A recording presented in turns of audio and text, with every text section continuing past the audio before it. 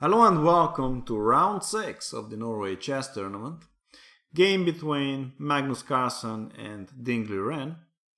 Now this is the Armageddon game between the two. You may know that in order to make draws a bit more exciting and to have a decisive result in every game, the organizers are experimenting a bit with the scoring system, and they introduced the Armageddon after drawn classical games.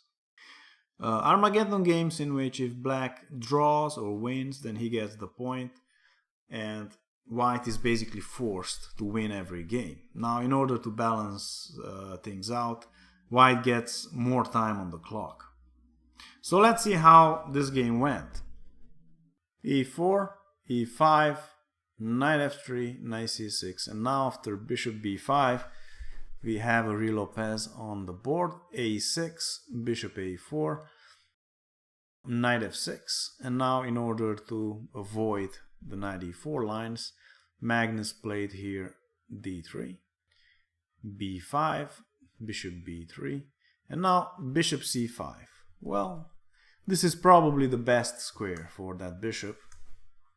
It's a lot more active here than it would be on e7, that's for sure, and black has maybe ideas like knight g4 and putting pressure on f2. But now the question is, if the bishop is on c5 and it's not on e7, then how will black handle this spin on the knight, which will inevitably come? They continued now with c3, d6, and now bishop g5. And Liren handles that with h6, and after bishop h4, Magnus being stubborn and maintaining the pin, forcing basically Ding to play here g5, bishop g3, and now Ding played bishop b6, removing the bishop from c5, trying to avoid a d4 break by white with a tempo on the bishop. Now the game continued with knight d2 and now knight a5, attacking this bishop. Of course, white doesn't want to give this bishop, so he plays bishop c2. And now knight h5. And in this position, Magnus now played a4, trying to open the a file and attack something there. And if black takes, then white gains the c4 square for the knight. Taking, of course, is not good for black, and this is not what Ding did, but just to illustrate, after bishop a4, bishop d7, bishop takes, queen takes, and b4, this knight has to go back to c6, and now white gains the c4 square for the knight, and the a6 pawn is isolated and weak. So Ding, instead of taking after a4, played instead rook b8, and now after b4, he's basically forced now to take on g3. Knight c6 is not that great because now white would have knight e5 with a double attack on both knights, and white would win the pawn on e5. So instead of knight c6 immediately, Ding took first on g3, and now after h takes, the knight went to c6. And Magnus continued with knight f1. This knight goes to e3, and it has very nice prospects on d5 and f5. Queen f6. Ding is eyeing f2 and is trying to get an attack on the f2 pawn after something like g4. So queen e2, defending the pawn. Knight e7, knight e3, and now h5. Ding's position is pretty good. Both of his bishops are active, and his central pawns are pretty safe for now. And he has a kingside attack going. His only problem is this king stuck in the center. So Magnus needs to break in the center before he gets killed by Ding on the king side. But d4 right now doesn't work because after e takes, c takes, g4, knight h4, and bishop takes on d4, Magnus would just lose a pawn, his rook is attacked. So this is no good. Alternatively, after e takes on d4, Magnus maybe could try to get active and get a counter attack going with knight d5, but he's not ready. After knight takes, pawn takes, we check, king f8.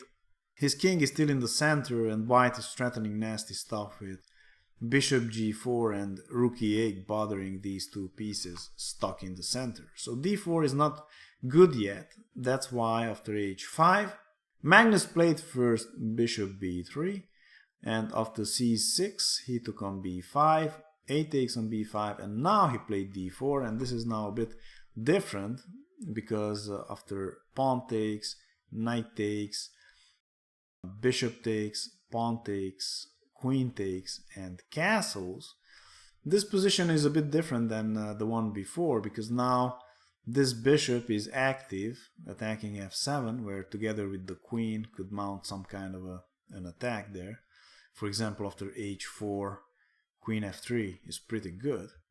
And interestingly, these two pawns on b4 and e4 are not really hanging, because all the tactics work for white here. For example, if queen takes on b4, then he can resign after queen b2, because the queen is attacking the rook, and white is also threatening to take on f7 with check, and then the black queen leaves the board. So this is no good. Alternatively, taking the other pawn here also doesn't work, because after rook e1, black has too many stuff on the open e file, and white is really threatening to play queen d2 and then jump with this knight somewhere, and black will be in trouble. For example, here if the queen would take on b4, a queen b2 still works, but knight d5 would be even better here with a mating attack on e7. So that's why after d4, instead of taking here the pawn, Ding played g4 here, trying to make this knight move away from the defense of d4, but now Magnus has the intermezzo, d takes on e5 with an attack on the king. And now this is an interesting position. Ding is with black and he only needs a draw. And there is this variation with g takes on f3, e takes on f6, pawn takes queen, pawn takes knight, where a lot of material came off the board, and black has some real good drawing chances here after bishop takes, f takes, bishop g4 defending this pawn. White has this annoying rook a7, but black can play rook h6, and maybe this rook will come to f6 at some point. And a lot of material came off the board, so maybe black could have more drawing chances in this variation. However, after d takes on e5, Ding preferred to take back the pawn here, and now the game continued with knight h4, queen g5, attacking e3, but the knight has adequate defense, the queen is also there. Magnus castled and Ding also castled. Magnus now improves this rook on a1. a7 and a6 are not really accessible, the bishops defend everything, so this rook now goes to d1 and tries to get into black's position via d6. But Ding says thanks very much for the a file, he occupies it with the rook, and after king h2 he even comes down to a3 to harass the bishop. But Magnus quickly sends him back with queen b2. The rook goes to a7 though, where it has a very nice lateral defense of the 7th rank. And here Magnus goes in with the rook. And he has all kind of threats here. This bishop pins the pawn on f7, so maybe he could play at some point rook g6 check and get something if this knight, let's say, would not be on e7. So Ding preferred to get out of that pin with king g7, and now Magnus played c4, unleashing the queen's attack over e5. And here Ding played bishop c7, attacking the rook. And this is now where Magnus played a weaker move. He could have maintained the pressure with c5, because if the bishop takes the rook and c takes on d6, then this knight has to move. And after knight g6, white gains the very important f5 square for one of his knights.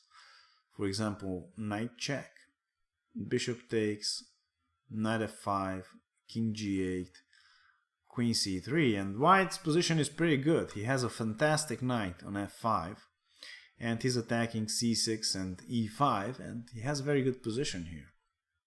But after bishop c7, instead of c5, Magnus played here f4, which looks like a good move. And it's not a bad move. Obviously this pawn can take because it's pinned to the queen. And the queen can take because the rook guards the pawn, but black can take with the g-pawn en passant. And here maybe Magnus's idea was to play knight f3 to attack the queen, and then queen takes the knight, but queen takes on e5 with check, and maybe white gets an attack. But unfortunately for him, after f6, black defends everything, and he's a piece up currently, so even after queen takes on e7, rook f7, and let's say queen e8, bishop takes on d6, black is a piece up and he's winning, so that doesn't work. Or alternatively, after f6, a better try maybe for white would be queen d4, but after the queen exchange, black is still a piece up and is winning. So that's why after g takes on f3, instead of taking this pawn with the knight, Magnus played rook d3 to defend the knight on e3, but now the pawn takes on g2, king takes on g2, and here Ding played f6, which is maybe not the best move in the position. I mean, the light squares around the black king are very weak, and here Magnus even played c5 to accentuate the light squares around the black king. Black's position looks like Swiss cheese. Ding now played rook d8 to attack the defender of the knight. Magnus took, the bishop took back, and now since the knight is undefended, Magnus played queen e2. But now the rook comes back to a3 and attacks the b3 bishop again. And here Magnus played queen d3, which is a pretty good move. It defends both minor pieces, and yes, the queen is a bit overloaded, but black can't really take advantage. And now the queen is also eyeing the d7 square. And because the bishop has to guard the d7 square, these knights can jump in. And this is what happens now after bishop c7. The knight jump into a f5, and after knight takes, the bishop can take on f5 because now he's not guarding d7 anymore. And after rook takes on f5, black can resign. So after knight takes on f5, Ding preferred to play king f8. And here Magnus blundered with queen c2, which allows now Ding to play queen g4 and attack the e4 square. Here Magnus played rook f3 to defend the bishop with the rook and allow this queen to defend e5 and f6. But apparently here with bishop e6, black is winning. He's attacking now this bishop twice, and the bishop can't move because it's pinned to this rook on f3. And after something like rook e3, black can just exchange everything and then play queen e4 check, winning a pawn. And after queen f3, he can just exchange queens, and black is two nice pawns up and is winning. But after rook f3, instead of bishop e6, Ding took the knight. And after rook takes on f5, he blundered now, his turn. He blundered with h4, allowing this rook to take on f6. After something like king e7, black is still better here in this position. But now after h4, Magnus took on f6, and after king g7, he played rook f7 check, king g6, and now Magnus played queen e7, trying to mate the black king on f6. But now Ding exchanged the queens with queen takes on g3, queen takes, pawn takes, and now both minor pieces are attacked. Magnus played bishop e6, and Ding saved his bishop also with bishop d8, king h3, bishop g5, rook c7, bishop f4, rook takes on c6, and this position is completely equal. If Ding plays something like king g7, then he's completely fine here, but he played king g5, setting himself up for some kind of mating nets here. But it's hard to judge his move, because of course he also wants to take away squares from the white king and maybe mate the white king or somehow promote his pawn.